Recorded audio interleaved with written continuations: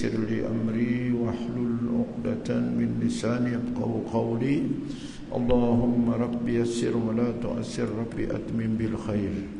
الفاتحة. أعوذ بالله من الشيطان الرجيم. بسم الله الرحمن الرحيم. الحمد لله رب العالمين الرحمن الرحيم مالك يوم الدين إياك نعبد وإياك نستعين اهدنا الصراط المستقيم صراط الذين أنعمت عليهم غير المغضوب عليهم ولا الضالين.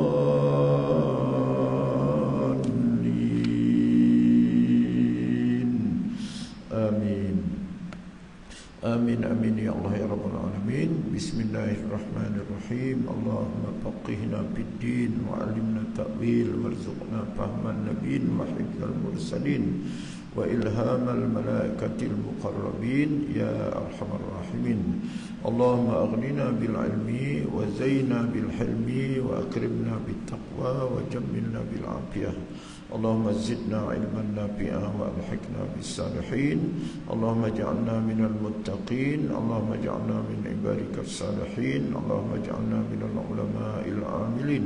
اللهم اجعلنا من الذين يستمعون القول ويتبعون أحسنه.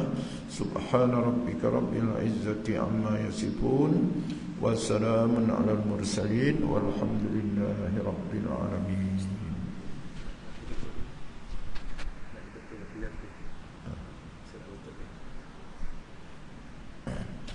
Yang dimuliakan Tuan Imam Ahli Tan Kuasa Surau, tuan-tuan sidang jemaah yang dirahmati Allah sekalian.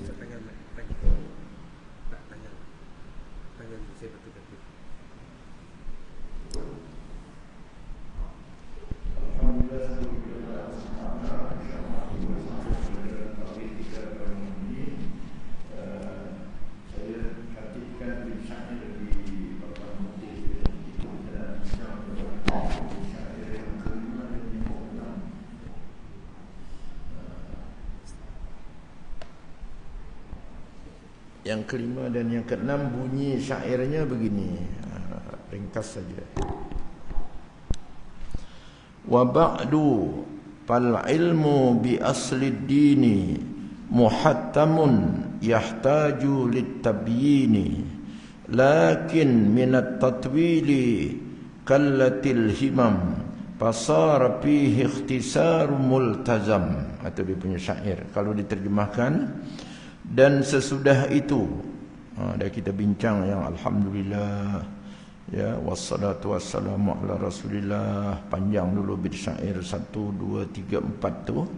Jadi sesudah itu maka ilmu dengan pokok-pokok agama, diterjemah ilmu dengan pokok-pokok agama, maksudnya ilmu tauhid itulah, sebab tauhid ni asal agama, usuluddin. Jadi diterjemahkan maka ilmu tauhid ini, begitulah lebih kurang. Muhattamun, hukum mempelajarinya wajib, diwajibkan oleh syarak. Ya, yahtajut tabyin, hal keadaannya perlu kepada penjelasan. Jadi kita wajib belajar tauhid dan penjelasan-penjelasan, keterangan-keterangan selanjutnya kita kena pelajarilah. Atau dia nak sebut macam tu bait syair ni. Maksudnya sesudah bait syair 1 2 3 4, yang kelima yang keenam ni dia nak menjelaskan maka ilmu tauhid itu wajib kita pelajari dan huraian-huraiannya juga kena pelajari.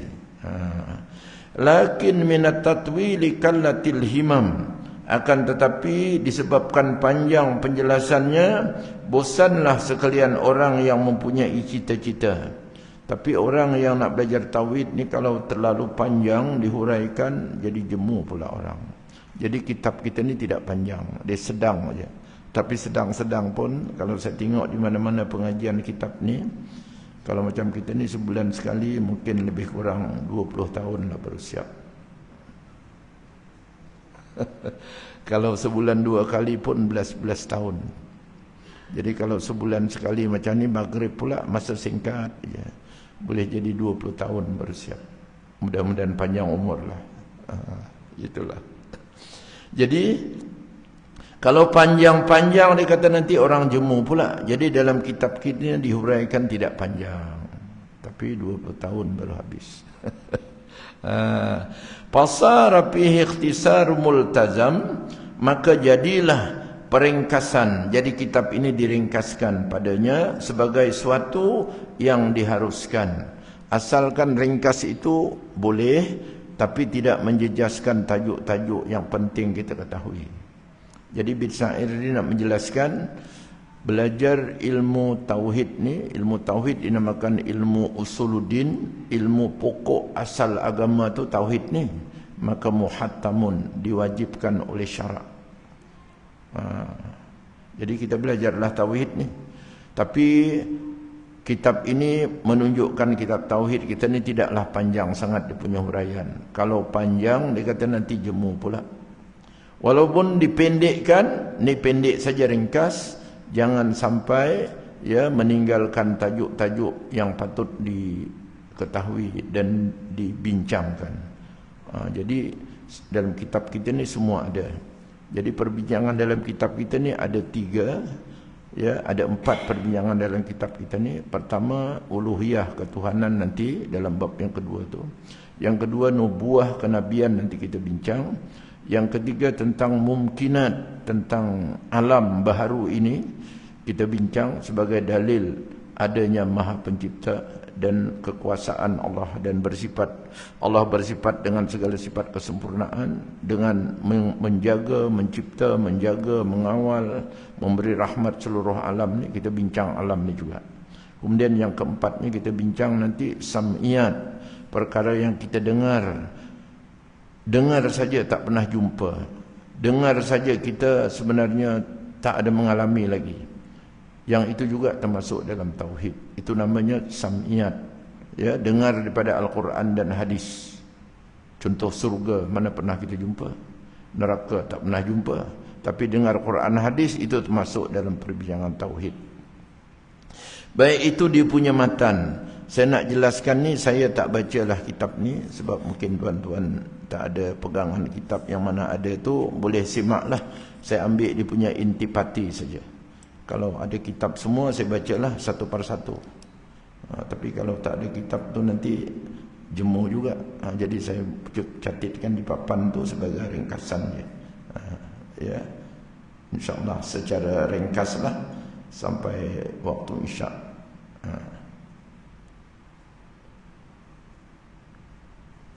Baik, saya jelaskan di papan tu. Bait syairnya tu ada saya tulis juga di atas ya. Bait syair yang ke-5 dan yang ke-6. Baik, boleh kot ya sini.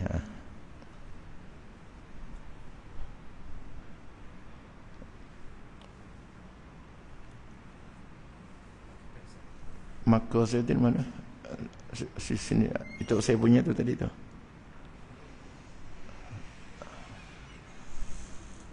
Oh ni. Kalau tak. Baik. Ini syairnya dah saya bacakan. Jadi sekarang ni dia nak bincang huraian syarah dia. Dia nak bincang apa makna ilmu ni. Pal ilmu ni. Ilmu, kita kena ada ilmu tauhid. Maka diterangkan ta'rif ilmu ni idrakus syai' ala ma huwa bihi. Maksudnya mendapatkan sesuatu mengikut apa yang sebenarnya. Itu namanya ilmu. Faham sesuatu dan yang kita faham tu mengikut itulah yang sebenarnya. Itu dinamakan dia, baru dinamakan dia ilmu. Ataupun ta'rif yang kedua, idrakus syai' bihaqiqatihi. Mendapatkan sesuatu dengan hakikat sebenarnya. Bila kita tahu hakikat sebenarnya, mana kita ada ilmu lah. Jadi ada dua ta'rif ni sama. Dua-dua ta'rif ni sama. Jadi bila kita tahu sesuatu mengikut hakikat benda itu, sesuatu itu, maknanya kita ada ilmu. Kalau kita tak tahu, jahil lah kita.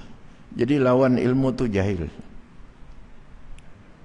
Jadi itu dalam tauhid tu kena tahu. Jadi kena tahu tu yang nak perbincangan itu kena ikuti nanti. Kalau tak tahu ataupun tahu tapi tak kena kepada yang sebenarnya, tidak ilmu juga. Dia tahu dan kena yang sebenarnya yang kita nak tahu tu, maka itu baru ilmu. Kalau tahu tapi tak kena, itu juga tidak ilmu juga. Maka lawan ilmu tu ialah jahil. Apa takrif jahil? Jahil ni dia ada dua. Kalau segi takrifnya, apa takrif jahil? Iaitu ialah tak tahu. Jahil ni terbahagi dia kepada dua. Yang pertama dinamakan jahil basit. Jahil yang jahil betul lah. Buta terus. Jahil basit.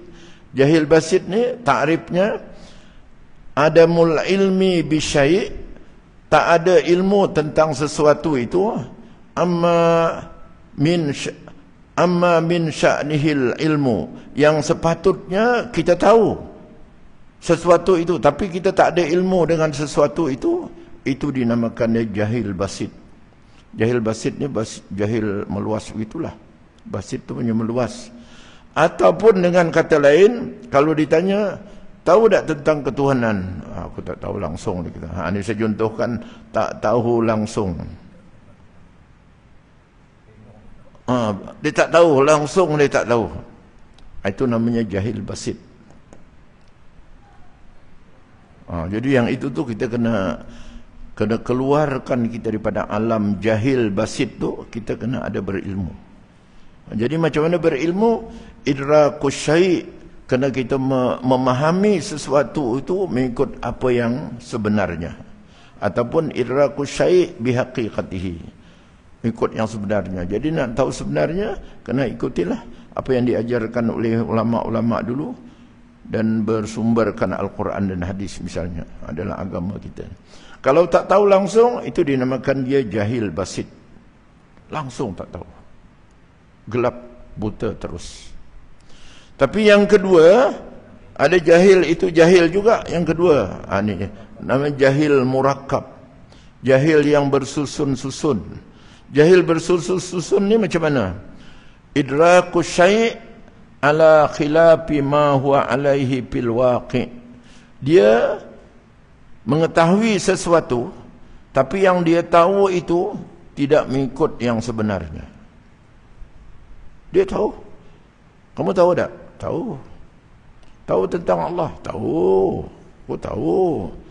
Tapi pengetahuan tentang Allah tu dia tak mengikut yang sebenarnya. Dia kata Allah itu ada tiga. Allah yang bapa dia, Allah lah. Allah yang mak dia, Maryam. Allah yang anak dia, Nabi Isa. Dia tahu. Dia boleh, dia kata dia boleh huraikan. Tapi itu kena tak dengan yang sebenarnya? Tak kena. Itu dinamakan dia jahil. Jahil juga, jahil murakkab. Saya buat contoh sini, itu pegangan orang Nasrani sekarang, Kristian tu. Dia Tuhan ada tiga, dia kata. Padahal sebenarnya Tuhan kita Maha Esa kan. Dia tahu dia Tuhan tiga, dia boleh hurai. Tapi itu kena tak dengan hakikat sesuatu? Tak kena. Bila tak kena, orang itu jahil. Tapi jahilnya bukan jahil basit. Jahilnya jahil murakkab. Apa makna murakkab? Bersusun. Makna yang dia tahu itu tak kena, dia tak tahu itu tak kena. Dan diri dia itu tak kena, dia pun tak tahu yang itu tak kena. Jadi ingat dia tahu. Jadi dua kali dia tak tahu. Ini murakkab bersusun. Pertama, dia tak tahu diri dia itu tak tahu. Dia ingat dia tahu. Yang kedua, yang disangka dia Tuhan itu tiga itu, dia tak tahu itu juga bukan yang sebenar. Jadi bersusun dua kali jahil dia. Jadi kalau nak bukan nak dikata dua ni mana baik Ustaz, dua-dua ni tak baik. Tapi kalau nak mengajar tuan-tuan, nak mentauhidkan orang yang ni susah. Sebab dia sudah ada idrak, dia ada pegangan sesuatu. Banding dengan ini tidak. Ini basit ni adamul ilmi bisyai' amma min sya'nihi ilmu. Ini dia tak tahu langsung. Kalau kita ajar senang. Sebab dia tak ada idrak langsung. Yang ini dia sudah idrak, dia dah ada pegangan dia. Tuhan itu Tuhan Bapa Allah, Tuhan Ibu Maryam, Tuhan Anak Isa. Oleh itu Isa itu tak ada bapa. Bapaknya Allah itulah. Itu yang Trinitas tu. Ini dia tahu sesuatu tapi ala khilafi ma huwa alaihi fil waqi'. Berlainan dengan yang sebenar. Berlainan dengan hakikat sesuatu. Sedangkan Tuhan itu bukan tiga. Hakikat satu, Tuhan itu Maha Esa.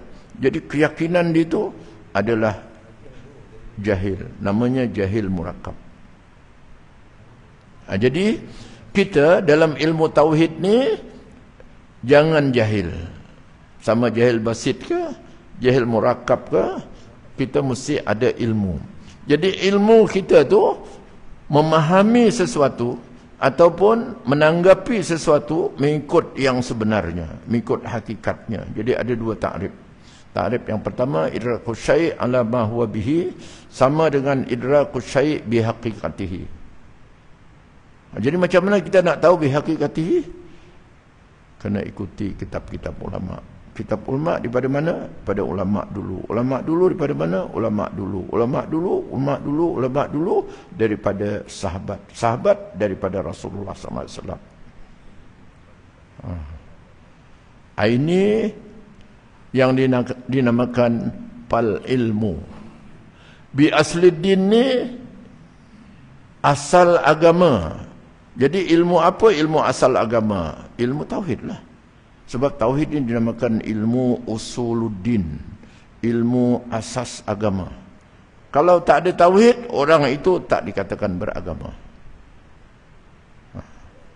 Tak ada. Itu asalnya.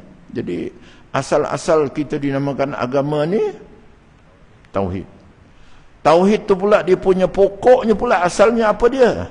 Ma'rifatullah. Awwaluddin ma'rifatullah.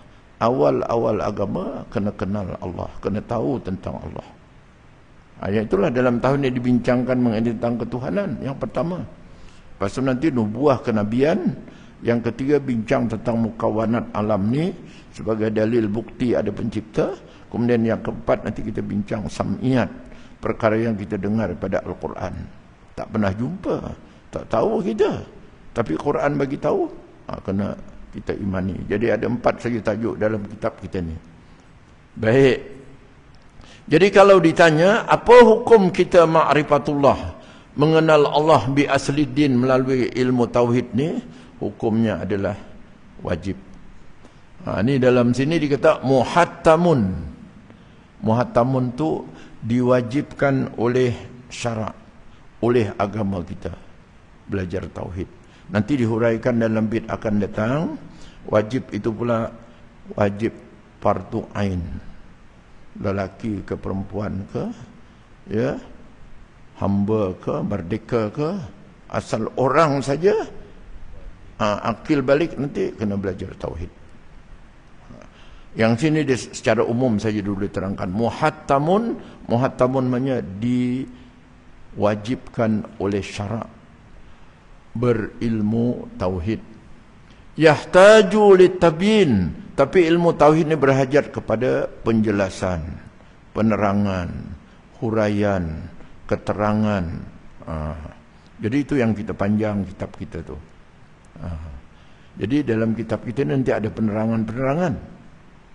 Lepas tu, lakin minat tatwili kallatil himam. Kalau panjang-panjang dalam tauhid ini jemu orang nanti. Jadi usah belajar tauhid ni jangan panjang-panjang. Kalau pelajaran lain tu panjang tak apa. Dia orang ada seronok. Belajar tauhid ni tak ada seronok. Tak ada yang mencuit hati, tak ada. Malah belajar tauhid ni memantapkan hati. Pasal dia bangsa i'tiqadi, keyakinan dalaman. Jadi belajar tauhid ni ada ilmu. Bila ilmu nanti faham. Bila faham itu, ilmu itu kena dirasa. Rasa ini namanya makrifah lah. Dirasa. Kalau ilmu fiqh, ada ilmu. Faham. Kena buat. Tauhid tak ada buat. Dirasa di dalam. Jadi, dia kata jangan panjang-panjang sangat. Kalau boleh ringkas-ringkas saja Ustaz. Memanglah. Di mana pengajian tu cukuplah Ustaz. Tak usah panjang-panjang. Tauhid ni. Pening kepala ni. Jadi sikit je nanti sambung lagi. Baik. Pasara fihil ikhtisar multazam. Maka dengan sebab itu dia jadikan dalam kitab kita ni diringkaskan. Ya, multazam. Tak apa, dibenarkan ringkas boleh, tapi jangan sampai tertinggal tajuk-tajuk yang mesti kita ketahui. Okey. Jadi hukum mengaji tauhid ni, ilmu tauhid ni wajib makrifatullah ni. Makrifatullah mengenal Allah maknanya awaluddin makrifatullah itulah tauhid. Apa dalil? Dalam Quran. Fa'lam annahu la ilaha illallah. Fa'lam tu arahan. Fi'il amar kalau dalam bahasa Arab. Mesti kamu kena tahu. Ketahuilah olehmu. Fa'lam. Pelajarilah olehmu. Apa yang kita pelajari? Annahu la ilaha illallah. Bahawa sesungguhnya Tuhan kita itu ialah la ilaha illallah. Tiada Tuhan yang sebenarnya melainkan Allah. Jadi kalau ini terlalu ringkas. Jadi kena yahtaju litabyin. La ilaha illallah ni kena berhajat kepada huraian, penjelasan, keterangan dan sebagainya. Itu yang kita nak pelajari itu. Ya. Ni la ilaha illallah ni. Lepas tu bila kita dah kenal Allah ni, bukan sakat kita yakin Allah tu ada, bukan sakat yakin Allah itu Esa, tapi kita kena yakin Allah SWT itu bersifat dengan segala sifat kesempurnaan. Itu yang dalam pelajaran tauhid kita tu nanti, Allah itu pertama wujud. Wujudnya mestilah qidam, tak ada permulaan. Mestilah baqa, tak ada kesudahan. Jadi macam mana Ustaz wujud tak ada permulaan? Macam mana wujud tak ada kesudahan? Kan itu berlain dengan kita kan? Berlain dengan alam. Bila berlain dengan alam itulah Allah Subhanahu Wa Taala. Jadi wujud yang qidam, yang baqa, yang mukhalafatuhu ta'ala lil hawadis, mesti dia berlain dengan baru. Sebab kita wujud juga, tapi ada permulaan. Kita wujud juga, tapi ada kesudahan. Tuhan qidam dan baqa. Jadi oleh sebab barulah timbul mukhalafatuhu ta'ala lil hawadis. Bila berlain dia dengan baru, dia qiyamuhu ta'ala binafsih, dia berdiri dengan sendirinya. Maksudnya dia tak perlu pertolongan daripada siapa-siapa, tak perlu dijadikan. Bila dia qiyamuhu ta'ala binafsih, mestilah dia wahdaniyat, Maha Esa. Bila dia Maha Esa, mestilah dia berkuasa, kudrat, mencipta, menjaga, memelihara alam. Dan mestilah dia iradat, berkehendak. Mestilah dia ilmu.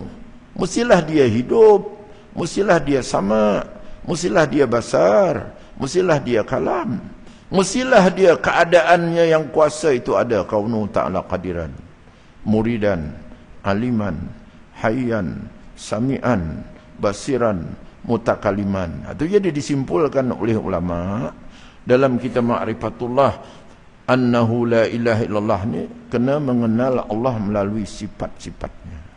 Itu yang istilahnya sifat 20. Baik, timbul soalan. Sifat Allah SWT 20 saja ke Ustaz? Sifat Allah SWT tidak terhingga. Tak ada siapa yang tahu kecuali Allah saja yang tahu. Tapi kita kena yakin sifat Allah SWT tidak terhingga. Tapi yang wajib dipelajari secara detail, satu persatu 20 itu. Sebab itu ada dalil-dalil semuanya dalam Al-Quran. Dalil wujud ada dalam Quran. Dalil qidam ada dalam Quran. Dalil baqa ada dalam Quran. Semua yang 20 itu ada dalil dalam Al-Quran. Itu yang didetailkan oleh ulama. 20 itu yang wajib. Walaupun kita wajib mengiktikadkan sifat Allah bukan 20. Kesempurnaan Allah tidak terhingga. Jadi wajib kita mengetahui tentang Allah berdasarkan kepada fa'lam, arahan Allah SWT sendiri ni. Fa'lam, hendaklah kamu mengetahui bahawa sesungguhnya tiada Tuhan yang sebenar-benarnya melainkan Allah. Jadi ini ringkas sangat, kena ada tabyin, penjelasan. Penjelasan melalui sifat 20. Baik, bila dah kita pelajari dalam kitab sifat 20 ni, mestilah juga kita dapat mengadakan dalil, mendatangkan dalil. Apa dalil Allah SWT wujud? Ada dalil, ada alam. Apa dalil khidam? Ada dalil. Apa dalil baqa? Ada dalil. Apa dalil mukhalafatul? Seterusnya ada dalil. Jadi makrifah kita kepada Allah atau ilmu tauhid kita tentang ketuhanan ini mesti ada dalil. Dalil ini pula ada dua dalil. Satu dinamakan dalil ijmali. Cukup dalil ringkas saja. Dalil ringkas saja. Apa dalil Allah SWT ada? Ada alam ni lah. Alam ini dijadikan oleh Allah. Jadi kalau alam yang kita nampak ada dan isinya segala dan sebagainya ni, maka penciptanya lagi ada. Itu dia punya dalil. Itu dalil ijmali. Macam mana kamu katakan alam ni jadi dalil Allah SWT wujud? Itu saya tak tahu. Tak dapat nak huraikan. Kenapa alam ni jadi dalil? Tapi saya yakin alam ini jadi dalil Allah SWT wujud. Cuba huraikan alam ni jadi dalil Allah SWT wujud. Dia tak dapat huraikan. Itu dinamakan dalil ijmali. Kalau dapat dia menghuraikan dan dapat menyelesaikan masalah keraguan orang, ya, dinamakan dia mengelakkan syubhat, ditolak oleh orang kita punya keyakinan, dia dapat menghuraikan, dapat menolak syubhat itu dinamakan dalil, itu dalil tafsili namanya. Macam mana dalil tafsili? Sama juga. Apa dalil Allah SWT ada? Ada alam, seluruh alam. Macam mana kamu mengatakan alam ni dalil Allah SWT? Dia boleh hurai. Alam ini kita tengok dia berubah-ubah. Tadi siang, ini malam. Tadi panas, malam hujan. Berubah-ubah. Esok pula, lain pula. Macam-macam lagi perubahan alam. Itu secara umum lah kan. Yang kita ni pun juga alam berubah-ubah. Tadi duduk, ini berdiri pula. Tadi duduk atas pentas, ini berubahlah. Jadi dia menghuraikan, mentafsir, membincangkan, mendetailkan tentang dalil yang alam itu, dia boleh hurai. Sebab alam ini saya tengok berubah-ubah. Setiap yang berubah itu mesti ada yang merubah. Itu dalil dia hurai. Setiap yang berubah itu mesti ada yang merubah. Siapa yang merubah? Itulah Allah yang bersifat dengan segala sifat kesempurnaan.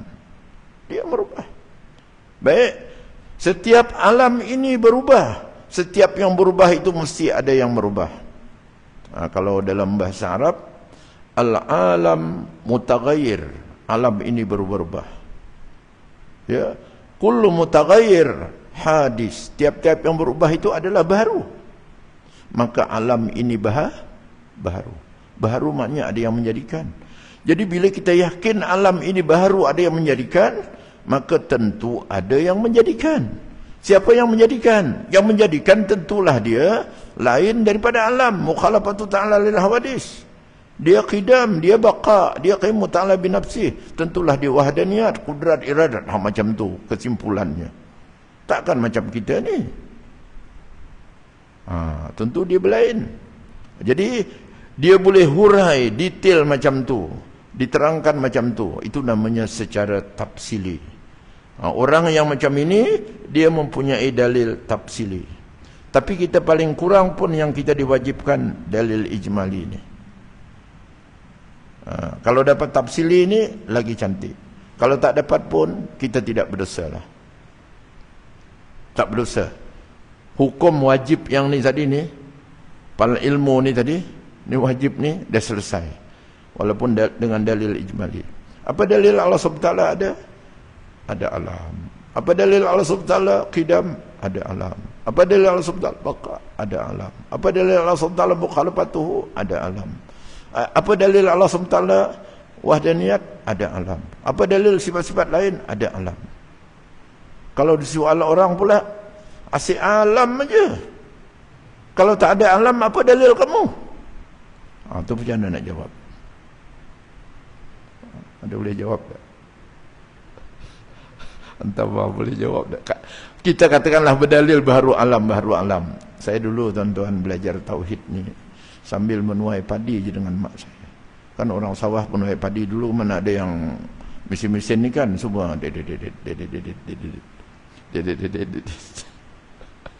belajar tauhid. Sifat yang wajib bagi Allah SWT 20 sifat. Pertama, wujud. Huraian wujud. Wujud artinya ada. Wajib Allah SWT ada. Lawannya adam artinya tiada. Mustahil Allah SWT tiada. Dalilnya baharu alam ini sekaliannya. Kita tengok mesti ada dalil. Walaupun dalil baharu alam ini sekaliannya. Kalau orang tanya qidam, yang kedua qidam artinya sedia. Wajib Allah SWT sedia. Mustahil Allah SWT baharu. Lawannya baharu, mustahil Allah SWT baharu. Dalil Allah SWT qidam baharu alam ini sekaliannya. Asyik baharu alam, baharu alam, baharu alam. Baharunya alam ni ada yang membaharukan. Sebab dia berubah-ubah. Tapi nak menghuraikan tu kita tak tahu. Kalau ditanya orang, kenapa dalil kamu baharu alam, baharu alam? Kalau tak ada alam ni, apa dalil kamu? Ucu boleh jawab, Cuk. Kalau tak ada alam, kita pun tak ada. Kalau kita tak ada tauhid pun tak ada. Bincang apa kita tak ada? Ni pasal ada ni lah yang bincang tauhid ni. Misalnya lah, ialah sekarang lah kalau ada orang yang mainkan kita kan asyik baharu alam ya. Kalau tak ada alam, apa dalilnya? Tak ada alam, kita pun tak ada. Kita tak ada, soalan pun tak ada, kamu tak ada, aku tak ada, apa ada? Tak ada lah semua. Ini pasal ada ni lah yang kita belajar ni. Takut nanti dibahas orang. Ya sekarang ni kan orang banyak pandai main akal. Pandai kalau salah kita jawab, nanti kita kalah. Padahal kita betul. Jadi ingat dia bila kalah tu tak betul lah tu. Yang menang aja yang betul. Padahal yang menang tu boleh jadi tak betul. Baik. Jadi boleh jadi jahil murakab. Jadi dalil ni ada dua. Dalil ijmali ringkas. Dalil tafsili ni mendetail. Dia boleh menghurai. Kenapa alam ini jadi dalil? Sebab saya perhati alam ni berubah-ubah. Pertama, daripada siang ke malam. Malam ke siang. Siang pula daripada pagi, duha, tengah hari, petang, asar, maghrib, malam pula. Malam tu pula maghrib, isyak, ada setengah malam pula. Dah 1/3 malam, subuh pula. Dia berubah-ubah. Itu siang dan malam je. Isi alam juga berubah-ubah. Matahari berubah.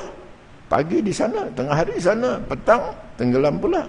Bulan mula kecil, lepas tu besar-besar, nanti kecil pula. Semua alam ni berubah-ubah. Kita pun juga berubah. Kita dulu budak kecil, bayi. Sekarang ni bukan main. Hebat. Tapi dulu gagah kuat. Sekarang ni tu tengok tu. Sekarang ni londe dah. Tu berubah. Londe. Semua itu kalau kita tengok berubah. Baik. Jadi itulah dia. Bila berubah alam ni tentu ada yang merubah. Siapa yang merubah? Yang merubah ni tentulah dia yang bersifat dengan segala sifat kesempurnaan. Tidak macam alam ni kekurangan. Tak berhajat, tak perlu, tak apa semua. Dia kuasa, dia berkehendak, dia mengetahui, dia hidup, dia mendengar, dia melihat dan dia berkata-kata. Itu semuanya sifat kesempurnaan Allah. Itu kalau boleh menghurai macam tu, itu dinamakan dia dalil yang macam tu, dalil tafsili. Tapi kalau dia kata dalilnya baharu alam. Macam mana kamu kata baharu alam? Alam ni lah. Bila ada alam, adalah yang menjadikan. Kenapa kata macam tu? Aku tengok alam ni ada, tak tahu nak hurai. Itu cukup lah tu dah. Okey lah dah. Jadi wajib ni tadi sudah selesai walaupun dalil ijmali. Kalau ini lagi bagus. Tapi dalil ini kena ada, ini fardu kifayah tahu. Dalam masyarakat itu kena ada seorang yang boleh mempertahankan tauhid. Macam cerita zaman Imam Abu Hanifah dan Hamad. Guru dia Hamad. Imam Abu Hanifah masa kanak-kanak kecil. Tapi zaman itu orang semuanya mengatakan alam ini bukan ada yang mentadbir. Alam ini bukan ada yang mengurus. Alam ini nature kalau bahasa orang sekarang. Nature. Apa makna nature? Sampai masanya. Dia malam-malam lah. Dia siang-siang lah. Dia hujan-hujan lah. Nature. Bahasa orang sekarang. Tak ada siapa yang mengurus, tak ada siapa yang mentadbir. Sampai masanya. Kita juga sampai masanya mati-matilah. Bukan ada yang matikan dia macam tu. Jadi semuanya di pahaman macam tu, maknanya faham tidak bertuhan. Tak ada Tuhan. Tak ada Allah. Tak ada pengurus. Tak ada pentadbir. Jadi yang membawa pahaman ni dinamakan dia kumpulan-kumpulan dahriyun dalam Quran. Kalau jumpa dalam Quran tu dahriyun, ceritanya itulah itu. Faham tidak bertuhan. Dahri. Sampai masa. Tengok. Sekarang sampai masa tengkujuh. Dia tak rasa Allah yang menentukan begini. Allah yang menurunkan hujan di sana banyak, sini kurang, sana banyak, yang mana banjir itu dan sebagainya. Dia tak ada rasa tu. Dia sampai masa hujan-hujan lah. Faham tak bertuhan. Jadi zaman itu zaman Imam Abu Hanifah. Baru dia belajar kepada tuan guru dia Hamad. Jadi tuan guru ni bermimpi. Malam tu dia bermimpi, tuan guru, di kampung kita ni tanam-tanaman kita semua habis dimakan oleh babi besar. Mengamuk babi besar tu, habis semua tanam-tanaman ni. Sampai ke pucuk-pucuk, sampai ke pangkal dimakan dia. Dalam mimpi tuan guru tadi. Tinggal satu pokok besar aja. Pucuknya pun dah dimakan, tinggal pangkal saja lagi. Pangkalnya tak dimakan. Tapi dalam mimpi tuan guru tu tadi, di pangkal pokok tu ada lubang, dalam lubang tu keluarlah harimau besar. Maka harimau besar itulah terkam babi besar yang makan tanam-tanaman keseluruhan. Jadi bila Imam Abu Hanifah datang mengaji, orang dulu cara mengaji kan jumpa tok guru kan, menadah ni kan. Tuan guru tak berapa semangat nak menerangkan. Jadi Abu Hanifah pun, apa hal tuan? Nampak sedih je. Kata tuan guru, sebenarnya malam tadi aku bermimpi macam tu. Tadilah mimpi. Apa ya? Kata Abu Hanifah, begini tuan guru. Boleh tak saya tadbir mimpi tuan guru? Dia kata boleh. Apa dia pandangan kamu wahai Abu Hanifah? Nama Abu Hanifah tu Nu'man. Apa Nu'man? Dia kata sebenarnya dalam masyarakat kini faham tidak bertuhan sudah menyeluruh. Faham tak bertuhan tadi kan, semua yang jadi ni sampai masa. Nature tadilah. Itu pahaman. Jadi pahaman dahri ni sudah menguasai masyarakat kita. Yang tinggal lagi yang pokok besar yang pucuknya dimakan, pangkal tu tadi tuan guru lah. Pucuk daunnya dah dimakan. Tinggal pangkal pokok besar tadi tuan guru lah yang tinggal. Habis yang lubang keluar dekat pangkal tu tadi, harimau keluar. Kata Abu Hanifah, yang keluar harimau tu akulah. Nanti aku bahamnya babi tu. Rupanya, kata tuan guru, betul. Sekarang ini pun pihak penguasa sudah mengeluarkan arahan supaya berdebat. Kalau orang Islam ni ada Tuhan dia, mari kita debat. Kalau tak dapat jawab, memang tak ada Tuhan dah. Ikut sampai masa lah. Sila Pak Bilal, kita beri laluan azan dulu.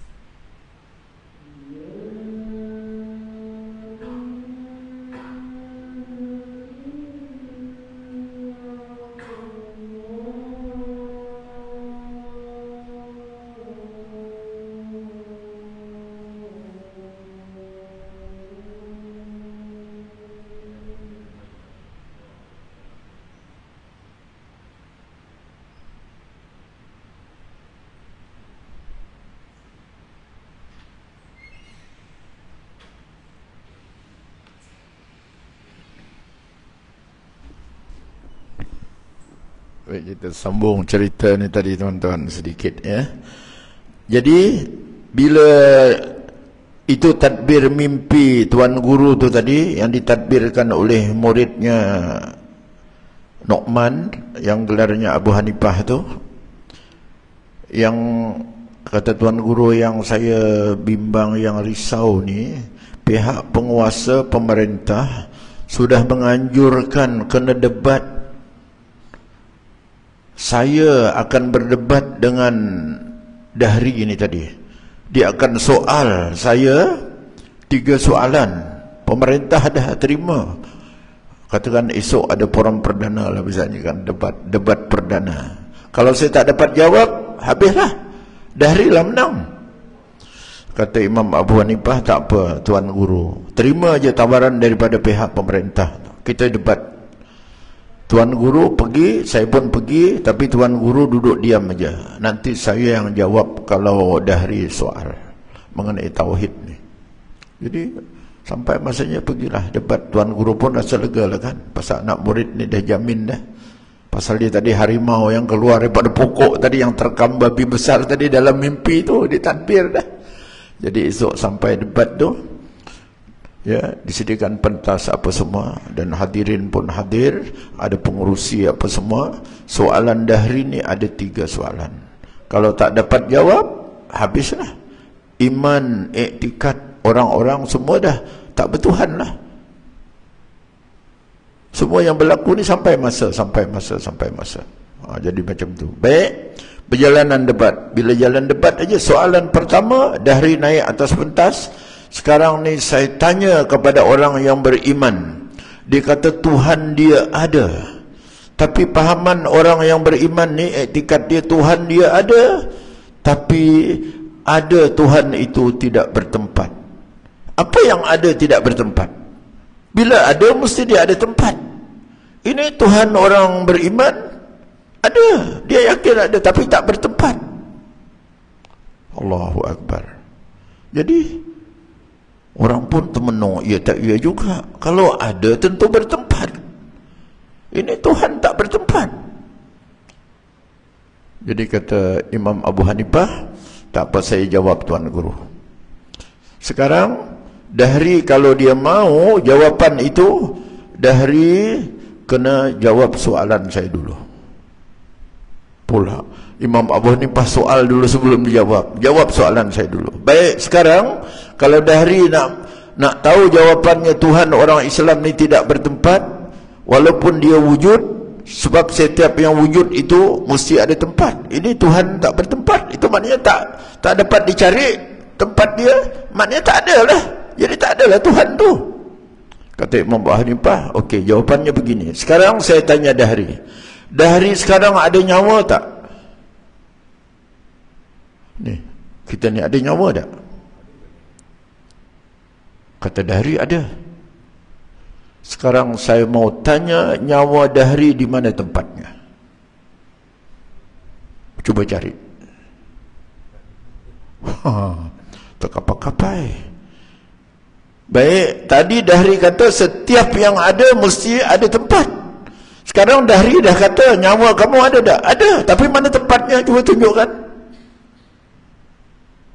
Tak dapat cari. Jangankan Tuhan kami, ini nyawa, roh ini yang baharu, makhluk Allah, Tuhan kami yang kadim, dia tak ada tempat, tapi dia mesti ada, wajibul wujud. Ini yang baharu pun Dahri kata ada, tapi tak dapat cari tempat dia.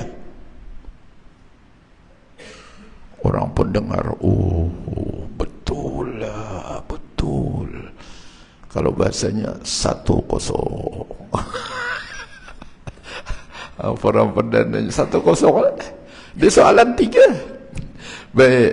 Yang kedua, Dahri keluarkan soalan. Pasal dalam perjanjian tu MOU-nya mesti 3 soalan. Tak dapat jawab, ya habislah iman orang. Habislah, ikut Dahri lah kan. Tapi kalau dapat kita selesaikan tu, maka itu iman orang Islam dia kuat balik. Itu yang dinamakan dia dalil tafsili ni kena ada. Boleh menolak syubhat, boleh menolak keraguan orang, penerangan tu, walaupun tidak semua orang, tapi kena fardu kifayah ni. Baik, soalan yang kedua, saya soal sekarang ni, Tuhan orang Islam itu ada, tapi adanya tidak bertempat, tapi adanya pula tidak ada awal dan tidak ada akhir. Apa yang ada tak ada awal? Apa yang ada tak ada akhir? Kalau dia ada, mesti ada awal, mesti ada akhir. Maksudnya tak ada awal tu hidam lah kan, tak ada akhir baka lah. Jadi wujud yang hidam dan baka.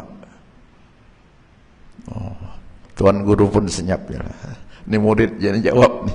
Maka Imam Abu Hanifah pun jawab, tuan-tuan kalau nak tahu jawapan soalan daripada Dahri tadi, sekarang saya minta Dahri ikut arahan saya. Tadi kena jawab soalan kan, ikut arahan. Apa arahan? Sekarang Dahri kena angkat tangan. Angkat. Buka jari Dahri. Dia buka lah. Berapa ada jari? Ada 5. Imam Abu Hanifah tanya. Orang ramai pun tengoklah. Sekarang saya tanya, 5 jari Dahri, yang mana yang permulaan, yang mana yang akhir? Dia kata yang mula ibu jari lah, yang akhir kelingking lah. Baik, sekarang bermula daripada mana jari ibu jari ini? Kan di awal tak ada permulaan. Yang ini katanya awal, yang ni akhir. Jadi sekarang ni mana permulaannya, daripada mana mula? Cuba cari mula daripada mana. Tu kapai Dahri nak cari ibu jari ni, dia dah cakap dah permulaan. Ini awal, ini akhir. Ini awalnya mana, mulanya dari mana, datangnya ni? Tak boleh jawab. Ini akhir. Akhirnya sampai ke mana? Akhir tak ada kesudahan kan? Tuhan kita tak dapat jawab. Bila tak dapat jawab, kata Imam Abu Hanifah, wahai Dahri dan hadirin yang dihormati sekalian, alangkan tangan kita, tangan Dahri dikata ini awal, nak cari mula daripada mana tak tahu. Ini akhir, nak cari kesudahan tak tahu. Ini kan pula Tuhan kami yang qadim dan baqa, memang tak ada awal, tak ada kesudahan. Orang ramai pun, ya tak ya juga ya. Itu je ilmunya nak menyelamatkan etikat ni. Jadi kata pengurusi 2-0. Soalan 3 je. Jadi satu lagi soalan, tapi oleh kena perjanjian kena keluarkan juga soalan sampai 3. Ni kalau kira dah menang dah tu. Orang ramai dah bersemangat, dah tauhidnya naik, dia ada Tuhan. Tuhan yang mentadbir alam ni. Ya, walaupun dia tak ada tempat, tapi mesti ada awal, tak ada kesudahan. Dia sebab qadim dan baqa, bukan macam kita ni. Orang dah semua semangat dah tauhid. Soalan ketiga, sila. Kata pengurusi, Dahri keluarkan soalan ketiga. Baik, sekarang orang Islam Tuhan dia ada, tidak bertempat. Awal tak ada permulaan, akhir tak ada kesudahan. Sekarang saya mau tanya, apa kerja Tuhan orang Islam sekarang? Dia buat apa Tuhan sekarang? Ditanya, apa buat Tuhan sekarang? Astagfirullahaladzim. Terkejut kita kan, Tuhan buat apa sekarang ni? Baik, kata Imam Abu Hanifah, Dahri kalau nak tahu dan hadirin kalau nak tahu kerja Tuhan kami sekarang, Dahri kena ikut arahan saya pula. Tadi kena jawab soalan, yang kedua tadi arahan angkat tangan, ini yang ketiga kena ikut arahan saya. Apa arahan saya? Dahri daripada pentas turun ke padang, duduk macam jemaah. Saya akan naik ke atas pentas. Tuan-tuan kalau nak tahu kerja Tuhan saya sekarang, Tuhan kami sekarang, menurunkan orang tak beriman duduk di bawah, mengangkat orang beriman naik pentas, itulah kerja Tuhan. Orang pun, ya tak ya juga, yang berlaku di alam ni semua kerja Tuhan. Fi kulli yaumin wa fi sya'n, itu setiap waktu dia ada tugas dia, menurun naikkan. Orang pun, ya tak ya juga ya. Berganti. Itu kerja Tuhan. 3-0. Jadi selamatlah etikat orang Islam. Ini dalil ni kena ada dari tafsir. Tapi tidak semua orang lah. Kena wakil, kena ada ulama tauhid yang boleh menyelamatkan akidah masyarakat. Yang ini untuk bertahan sendirian je, ini untuk menyelamatkan. Baik. Kalau tak ada dalil apa macam? Kita yakin dah beriman ma'rifatullah ta'lam annahu la ilaha illallah, tapi tak ada dalil, maka dinamakan orang itu orang muqallid ataupun orang yang taklid, ikut cakap orang. Maka imannya khilaf ulama. Ada 4 pandangan ulama. Pandangan pertama, imannya tu sah, dia beriman, tetapi dia berdosa. Kalau dia ahli nazar, kalau dia orang boleh berfikir, orang waras punya, tak cari dalil, dia berdosa. Kena berusaha juga cari dalil, walaupun dalil tadi dalil ijmali itu saja. Tapi kalau dia tidak ahli nazar, bukan ahli fikir, katakanlah dia, kalau sekarang ni apa, OQ dalam pemikiran, kan tak payahlah cari dalil, kira okey, tak berdosa dia. Jadi pendapat ini pendapat yang kuat. Tapi pendapat nomor 2, imannya sah tapi tidak berdosa. Siapa saja tak berdosa. Ini terlalu longgar sangat. Yang ketiga, iman dia sah tapi berdosa. Ini keras, jadi tak pakai. Yang keempat, imannya tidak sah. Ini lagi keras, jadi tak pakai. 3 ni, yang pakai yang ni lah. Jadi pelajaran tauhid kita, tuan-tuan, kita kena ada ilmu. Ya, bal ilmu bi asli din, dengan ilmu tauhid ni muhattamun, wajib kita pelajari. Dan kita pelajari itu melalui sifat 20 nanti. Ada dalil, paling kurang dalil ijmali. Kalau dalil tafsiri lagi bagus, banyak boleh selesai. Jadi untuk malam ni setakat itu saja. Bait syair yang ke-5 dan yang ke-6. Nanti kita sambung bait syair 7 yang akan datang nanti pula, apa dia punya cerita. Kalau boleh kita buat kuliah macam ni aja, jadi mudah faham. Yang mana ada kitab, rujukkan ke situ, baca balik. Baik, setakat itu saja. Wallahu a'lam. Ada soalan? Soalan Abu Hanifah ke, soalan Dahri ke, boleh? Ya, tak ada ya. Boleh ke tu? Kalau saya sampaikan macam tu, okey ya? Mudah faham kan? Baik, kita tangguh dengan surah Wal-As. Subhanakallahumma bihamdika asyhadu an la ilaha illa anta astaghfiruka wa atubu ilaik. Bismillahirrahmanirrahim. Wal 'asri innal insana lafi khusrin illa allazina amanu wa 'amilus salihat wa tawassaw bil haqqi wa tawassaw bis sabr.